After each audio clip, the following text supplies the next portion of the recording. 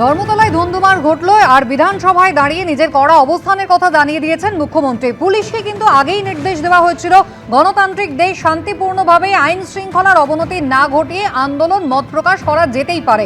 সরকারের পক্ষ থেকে নির্দেশ ছিল নিয়ন্ত্রণের বাইরে যদি না যায় পরিস্থিতি তাহলে পুলিশ কোনো বলপ্রয়োগ করবে না। কিন্তু কিছু বাম এবং এসইউসিআই এর ছাত্র সংগঠন, কলেজে যাদের অস্তিত্ব নেই, তারা এই আন্দোলনে ঢুকে পড়েছিল। ঠিক কি হয়েছিল গতকাল বিধানসভায় মুখ্যমন্ত্রী কি বললেন দেখুন। পুলিশের যা হিসাব ক্রাউড ছিল 9000, তার মধ্যে কলকাতা এবং পার্শ্ববর্তী এলাকা থেকে ভোটে হারারা পিছন থেকে খিদিরপুর, মেটিয়াবুরুজ, রাজাবাজার, পার্ক সার্কাস, আকরা ফটক, বেলগাছিয়া, রাজারহাট, নিউ টাউন, বাগুইহাটি এবং ইত্যাদি ইত্যাদি সাপ্লাই করেছেন।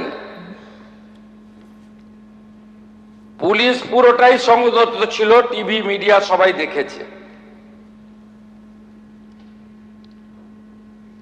পরবর্তীকালে যখন ডোরিনা ক্রসিং এ আসে, প্রথমে জুতো এবং বোতল দিয়ে শুরু করে, তারপরে টার্গেট করে সাংবাদিকদের, কারণ অনেক চেষ্টা করার পরেও পুলিশ ওদের পাতা ফাঁদে পা দেয়নি। আমাদের নির্দেশও তাই ছিল। ওরা চেয়েছিল পুলিশ লাঠি চালাক, গ্যাস ফাটাক, বলপ্রয়োগ করুক এবং তারপরে নাটকটা একটু জোরদার চলুক। সে সুযোগ পুলিশ দেয়নি। আমি কলকাতা পুলিশকে এবং যারা ডিউটি দিচ্ছিলেন তাদেরকে ধন্যবাদ জানাই।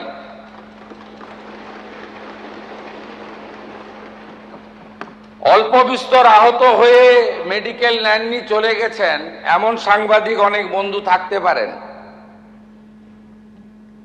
6 জন সাংবাদিক বন্ধু যারা গুরুতর জখম হয়েছেন, রক্তপাত হয়েছে,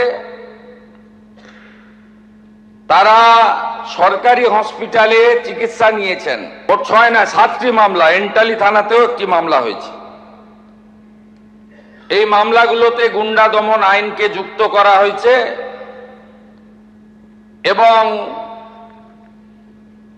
প্রায় 70 জনকে চিহ্নিত করা হয়েছে, যাদের একজনও ছাত্র নয়,